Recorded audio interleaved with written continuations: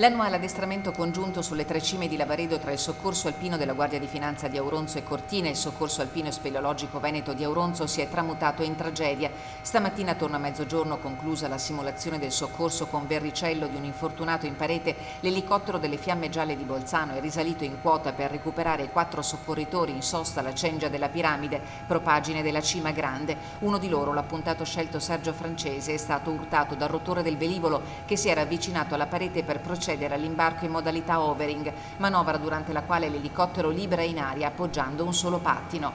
La tragedia si è consumata sotto gli occhi dei compagni e a nulla sono valsi i tentativi prolungati di rianimazione svolti dal personale medico dell'Aiuto Alpin di Bolzano sbarcato in parete. La salma del finanziere è stata trasportata a valle a disposizione della magistratura che dovrà accertare la dinamica dell'incidente. Sergio Francese aveva 55 anni e vestiva la divisa della Guardia di Finanza che aveva abbracciato dopo aver servito per anni il Corpo Forestale dello Stato. Originario del Comelico, Sergio Francese prestava servizio alla stazione del Soccorso Alpino della Guardia di Finanza di Cortina e apparteneva come volontario al Soccorso Alpino di Auronzo.